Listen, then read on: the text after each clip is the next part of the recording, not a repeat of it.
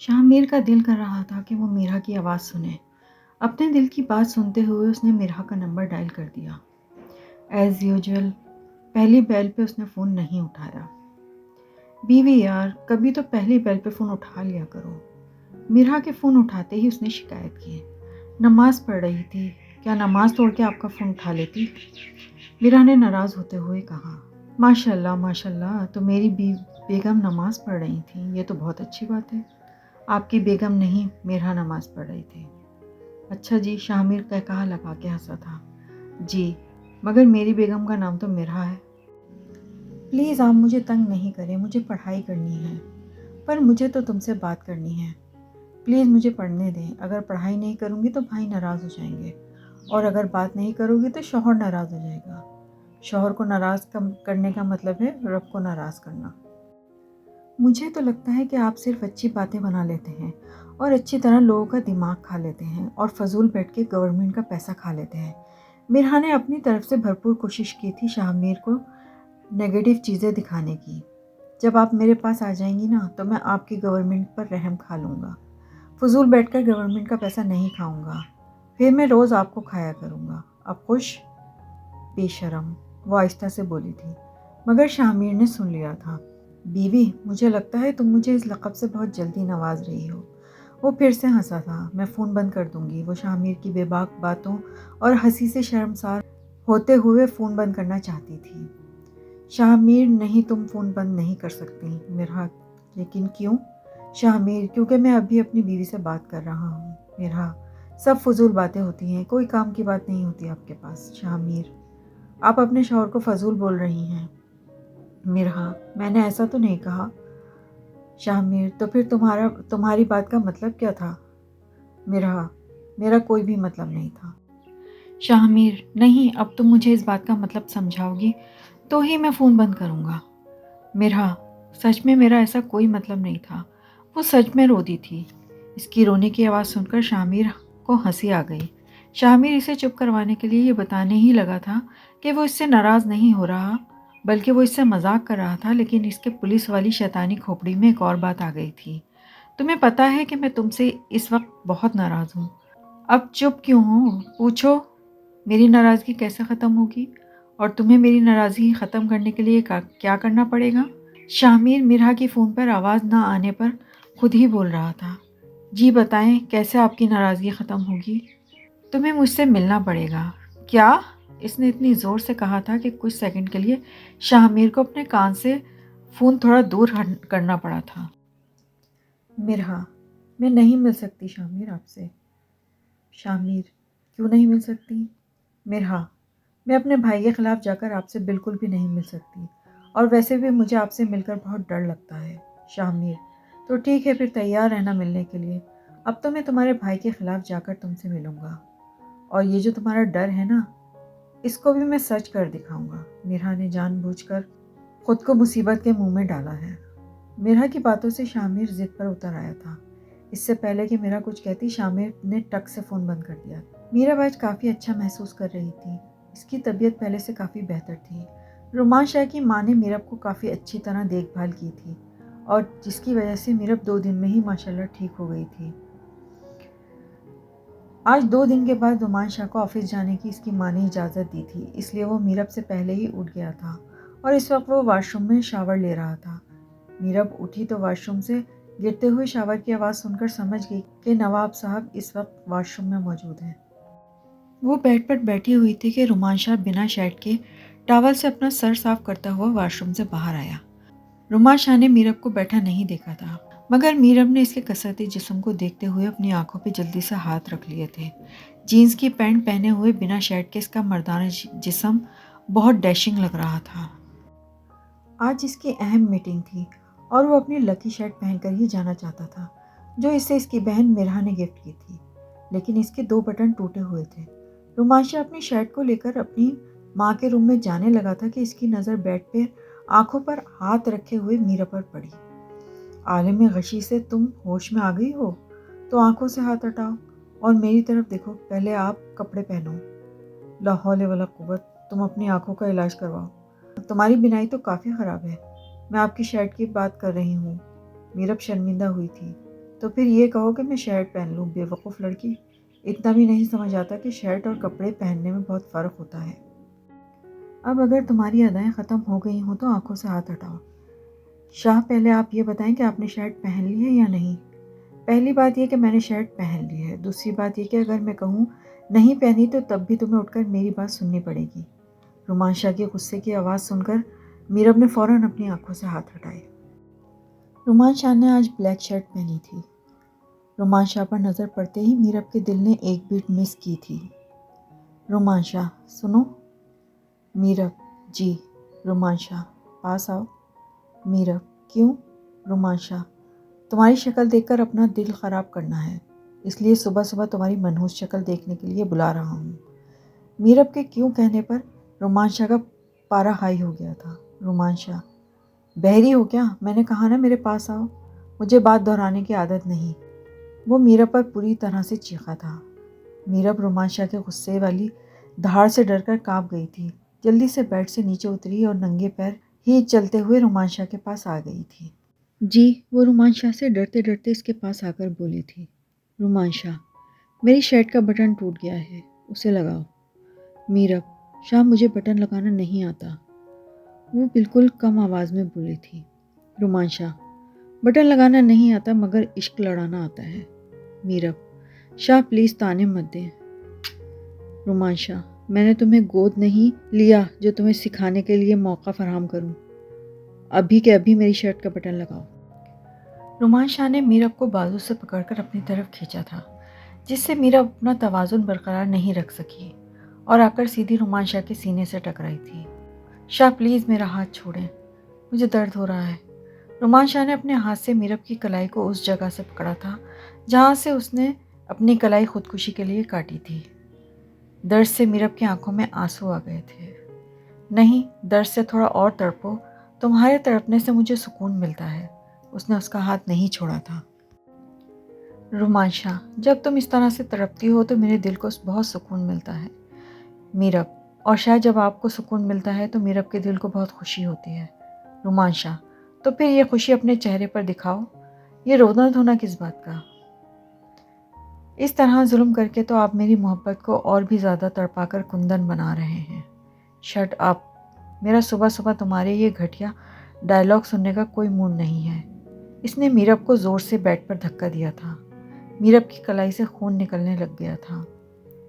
وہ اسے روتا ہوا چھوڑ کے دوسری شرٹ پہن رہا تھا۔ کیوں رو رہی ہو میری جان؟ بہت عشق ہے نا تمہیں مجھ سے؟ تو اس عشق کا دوسرا ڈوز دیا ہے میں نے تمہیں۔ پہلا ڈوز دیا تو تم بے ہوش ہو گئی تھی، دوسری ڈوز پہ تم سسک سسک کے رو رہی ہو۔ Interesting, very interesting. اب رات کو تیسرا ڈوز دوں گا اور دیکھتا ہوں اس ایکسپیریمنٹ پہ کیا ہوتا ہے۔ رومان شاہ روم سے نکل گیا تھا۔ رومان شاہ آج جس میٹنگ کے لیے آیا تھا وہ اس کی زندگی کی سب سے بڑی میٹنگ اور ڈیل تھی۔ یہ صرف رومان شاہ کے لیے ایک ڈیل یا میٹنگ نہیں تھی، یہ خواب تھا جو رومان شاہ کی معصوم آنکھوں نے دیکھا تھا۔ آج رومان شاہ وہ کرنے جا رہا تھا جس کے لیے اس نے اتنے سالوں سے دن رات محنت کی تھی۔ آج رومان شاہ آج اس مقام پر پہنچ چکا تھا جس کا اس نے بچپن میں عہد کیا تھا۔ آج اپنے دل پر لگے ہوئے زخموں پر رومان شاہ مرہم لگانے لگا تھا، وہ زخم جو اس کے اپنوں نے دیے تھے۔ رومان شاہ آنکھیں بند کیے ہوئے لیٹا ہوا اپنی ماضی کی تلخ یادوں میں جا کر کچھ دفنائے ہوئے ورق پلٹ کر پڑھنے لگا تھا۔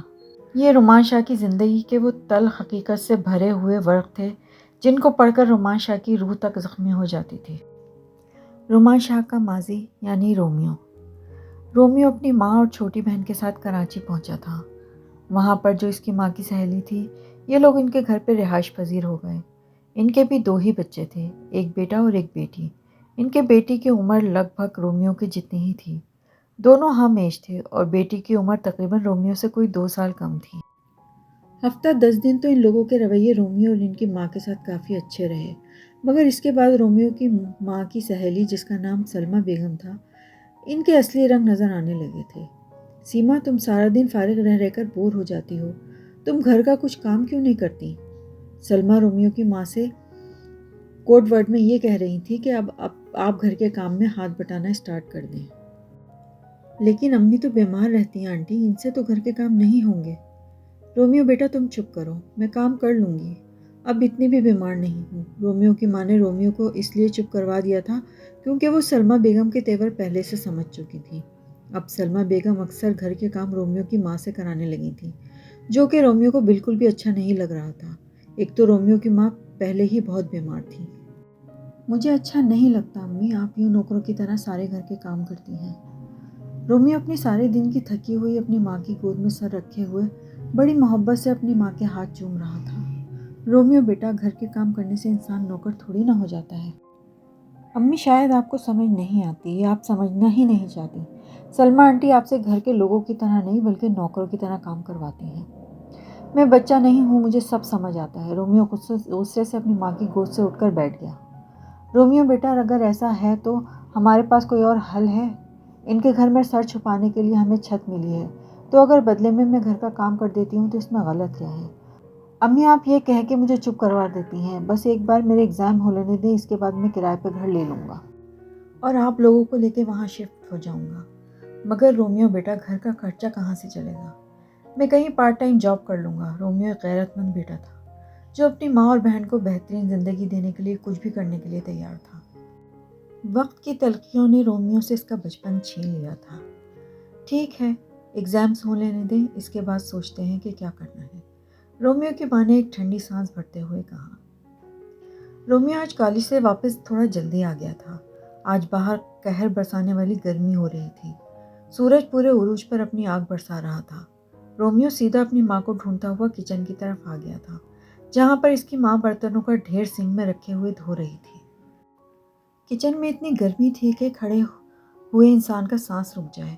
کچن میں رکھے ہوئے چاروں چولہوں پر پکنے کے لیے الگ الگ طرح کے کھانے رکھے ہوئے تھے، جن کی اڑتی ہوئی بھاپ سے کچن کا ٹمپریچر اور بھی گرم تھا، اور اسی گرمی میں اس کی ماں پسینے سے شرابور برتن دھو رہی تھی، مگر پھر بھی وہ شکر گزار عورت منہ سے اف تک نہیں کر رہی تھی۔ وہ اپنے دھیان میں کھڑی برتن دھو رہی تھی کہ رومیو اپنی ماں کے پاس جا کر کھڑا ہوا، اور اپنی ماں کی حالت دیکھ کر بے اختیار رومیو کے آنکھوں میں آنسو آ گئے۔ رومیو کی ماں نے پاس کھڑے رومیو کی طرف آنکھیں اٹھا کر بڑی محبت سے دیکھا تھا۔ ارے آ گیا میرا بیٹا، رومیو کی ماں نے ماتھا چوم کر سر پر پیار دیا۔ تم کچن میں کیوں آ گئے ہو؟ یہاں پر بہت گرمی ہے، کمرے میں جاؤ، میں تمہارے لیے پانی لے کر آتی ہوں۔ رومیو اس وقت اپنی ماں سے کچھ بھی نہیں کہنا چاہتا تھا، کیونکہ نہ تو انہوں نے کچھ سننا تھا اور نہ ہی رومیو اپنے آنسو دکھا کر اپنی ماں کو دکھی کرنا چاہتا تھا۔ اس لیے چپ چاپ کچن سے نکل کے کمرے کی طرف چل پڑا۔ رومیو جب کمرے میں پہنچا تو سامنے کا منظر دیکھ کر رومیو کی دماغ کی نسیں غصے سے پھٹنے لگ گئیں۔ سامنے صوفے پہ بیٹھا ہوا سلمیٰ کا بیٹا، جو رومیو کا ہم عمر تھا، وہ رومیو کی بہن کو ہراساں کر رہا تھا۔ رومیو کی بہن اس سے 12 سال چھوٹی تھی۔ اس وقت اس کی عمر 7 سال تھی۔ سلمیٰ کا بیٹا رومیو کی بہن کو ہراساں کر رہا تھا، اور وہ 7 سال کی معصوم چھوٹی سی بچی سسکیاں لے کر رو رہی تھی۔ رومیو چیل کی طرح اڑتا ہوا اس کی طرف آیا تھا۔ رومیو نے جا کر اس کے گریبان سے پکڑ کر اسے زمین پر پٹک دیا تھا۔ گھٹیا انسان، بغیرت، تجھے شرم نہیں آتی ایک معصوم بچی کے ساتھ اس طرح کی حرکت کرتے ہوئے؟ رومیو سلمیٰ کے بیٹے کو گریبان سے پکڑ کر زمین پر پٹکنے کے بعد اس کے سینے پر بیٹھا ہوا اس کا گلا دبا رہا تھا۔ گھر میں رومیو کی چیخ و پکار والی آوازیں سن کر سلمیٰ بیگم اور رومیو کی ماں بھاگ کر کمرے کی طرف آئی تھیں۔ سامنے رومیو سلمیٰ کے بیٹے کو زمین پر لٹائے اس کے اوپر چڑھ کر اس کا گلا دبا رہا تھا۔ سلمیٰ اپنے بیٹے کا یہ حال دیکھ کر چیختے ہوئے پاس آئیں اور رومیو کو اپنے ہاتھوں سے کھینچ کر پیچھے کرنے لگیں۔ کمینے، چھوڑ میرے بیٹے کو۔ تم لوگوں کو گھر رکھنے کا یہ صلہ دے رہے ہو؟ میری اچھائی کے بدلے تم میرے بیٹے کی جان لینے پر تلے ہو؟ رومیو کا غصے سے خون کھول رہا تھا۔ وہ اس وقت اتنے غصے میں تھا کہ اس کا دل کر رہا تھا کہ آج اس کی جان ہی لے لے۔ اس لیے سلمیٰ رومیو کی ماں کو غصے سے دیکھتے ہوئے کہہ رہی تھی کہ اپنے بیٹے کو بولو کہ میرے بیٹے کو چھوڑ دے۔ رومیو چھوڑ دو اس کو، کیا پاگل ہو گئے ہو؟ رومیو چھوڑ دو۔ اس کی ماں رومیو کو کھینچ کر سلمیٰ کے بیٹے سے الگ کر رہی تھی، مگر جب رومیو نے اس کے بیٹے کو نہیں چھوڑا تو رومیو کی ماں نے غصے سے رومیو کے منہ پر ایک زوردار تھپڑ مارا تھا۔ رومیو نے سلمیٰ کے بیٹے کی گردن پر اپنی گرفت ڈھیلی کرتے ہوئے اسے چھوڑ کر ماں کی طرف دیکھا تھا۔ امی آپ کو پتہ ہے اس گھٹیا انسان نے کیا کیا ہے؟ مجھے بتاؤ کیا کیا ہے میرے بیٹے نے، جو تم جانوروں کی طرح میرے بیٹے کو مار رہے ہو؟ سلمیٰ بیگم نے آگے پڑھ کر رومیو کے گریبان پکڑتے ہوئے کہا، آپ کے اس گھٹیا بیٹے نے میری بہن کے ساتھ بدتمیزی کرنے کی کوشش کی ہے۔ رومیو چلایا تھا، اپنی بکواس بند کرو، میرا بیٹا ایسا کچھ نہیں کر سکتا۔ سلمیٰ بیگم نے اپنا ہاتھ رومیو کے منہ پر تھپڑ مارتے ہوئے اٹھایا تھا۔ خبردار، جو تم مجھ پر ہاتھ اٹھانے کی کوشش بھی کی تو اگر یہی ہاتھ اپنے بیٹے کی تربیت کے لیے اٹھایا ہوتا تو آج آپ کا یہ گھٹیا بیٹا اتنی گھٹیا حرکت نہیں کرتا۔ رومیو نے سلمیٰ کا ہاتھ اپنے ہاتھ سے پکڑ کر تھپڑ مارنے سے روک دیا تھا۔ دفع ہو جاؤ میرے گھر سے، بہت اچھا صلہ دیا ہے تم لوگوں نے میری اچھائی کا۔ سلمیٰ بیگم غصے سے بولی۔ جا رہے ہیں، ہمیں بھی ایسی جگہ رہنے کا کوئی شوق نہیں ہے جہاں پر کسی کی عزت پامال کی جائے۔ اور رہی آپ کے اس گھٹیا بیٹے کی بات، اس کو تو میں زندگی میں ایک بار دوبارہ ضرور ملوں گا۔ میں اتنی آسانی سے اپنی بہن کی توہین نہ بھولوں گا اور نہ اس گھٹیا انسان کو بھولنے دوں گا، رومان شاہ نے انگلی اٹھا کر اس کے بیٹے کی طرف دیکھتے ہوئے کہا تھا۔ رومیو کا غصے والا جلالی روپ دیکھ کے سلمیٰ کا بیٹا کمرے سے دفع ہو گیا تھا۔ رومیو کی آنکھوں میں اس وقت خون اترا ہوا تھا۔ چلے امی آپ میرے ساتھ۔ رومیو بنا اپنی ماں کی اجازت لیے اپنی ماں پر اپنا حکم صادر کر رہا تھا۔ اس کی ماں چپ چاپ اس کے ساتھ چل دی تھی کیونکہ اس وقت اس کا بیٹا غلط نہیں تھا۔ رومیو اسی وقت اپنی ماں اور اپنی 7 سالہ بہن کو گود میں اٹھائے ہوئے سلمیٰ کے گھر سے نکل آیا تھا، بنا یہ سوچے سمجھے کہ وہ کیا کرے گا، کہاں جائے گا۔ اس نے اپنی ماں سے اپنی بہن کے زیورات میں سے کچھ زیور مانگے تھے۔ رومیو نے ان زیورات میں سے ایک نیکلس لے کے بازار میں سیل کر دیا۔ نیکلس خالص سونے کا تھا، اسی لیے اس کو اچھی خاصی قیمت مل گئی تھی، اور انہی پیسوں سے رومیو نے رینٹ پر ایک گھر لیا جو ایک کمرے پر مشتمل تھا۔ اس میں چھوٹا سا کچن اور ایک واش روم تھا، زندگی گزارنے کے لیے فی الحال کافی تھا۔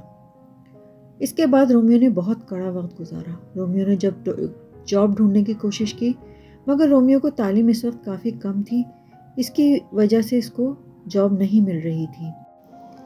رومیو کو جب کوئی جاب یا کام نہیں ملا تو اس نے پڑھائی کے بعد پارٹ ٹائم میں ایک ہوٹل پر جاب کرنا شروع کر دی، یعنی کہ وہاں پہ پارٹ ٹائم میں کام کرنا اسٹارٹ کر دیا، جہاں سے وہ اپنے گھر کا خرچہ اٹھانے کے قابل تو ہو گیا۔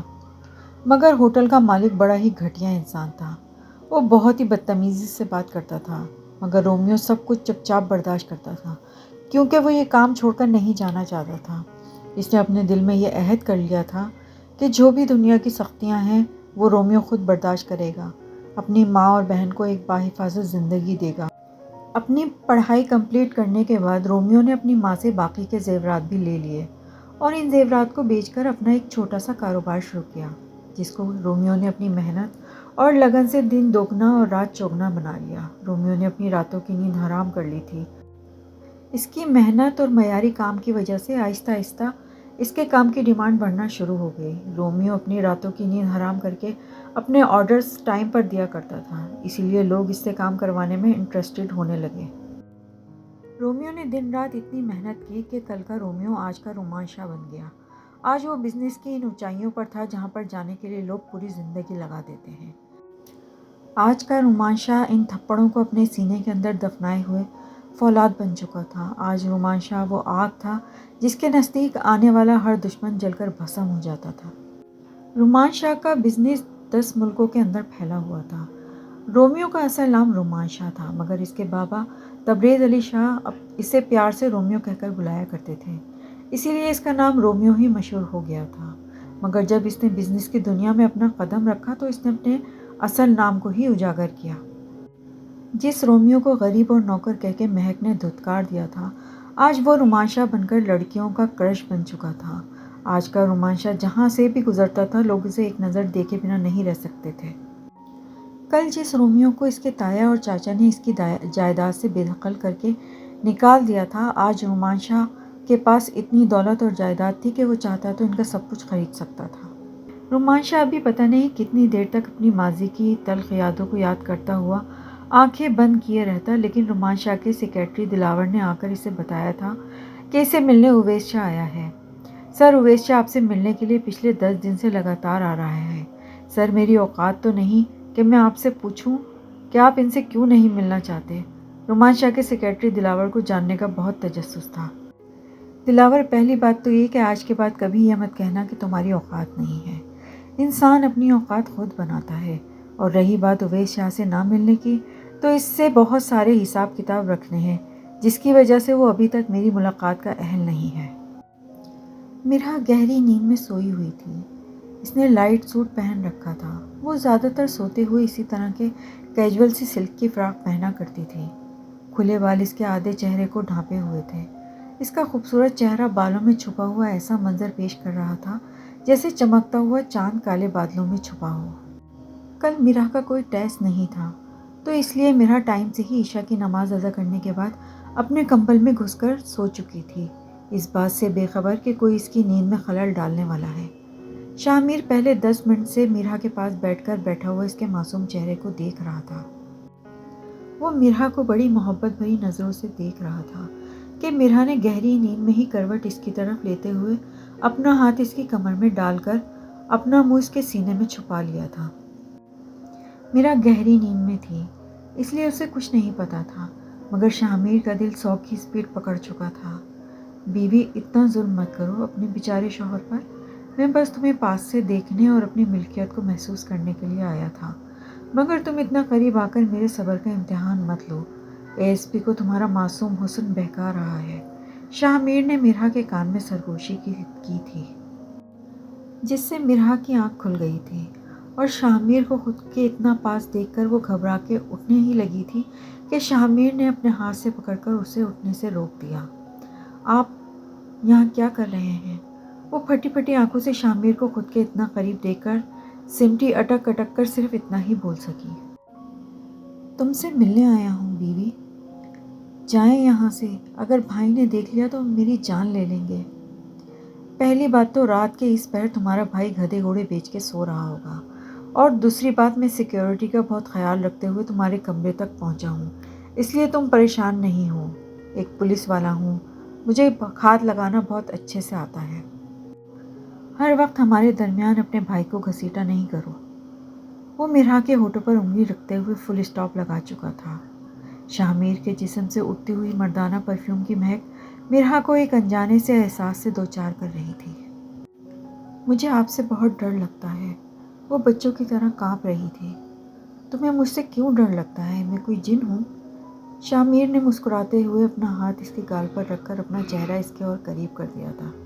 شاہ میر کا چہرہ اپنا اتنا نزدیک دیکھ کے وہ ایک دم آنکھیں بند کر گئی تھی۔ شاہ میر کے نابی لب مسکرا رہے تھے۔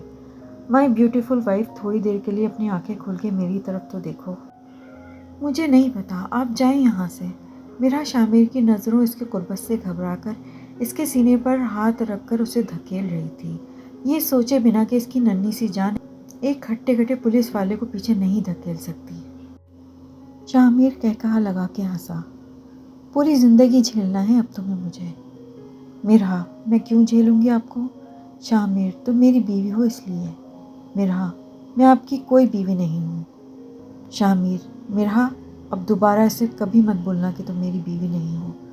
میرا، ورنہ کیا کریں گے آپ؟ میرا شاہ میر کی بات کو بیچ میں ہی کاٹتے ہوئے بولی تھی۔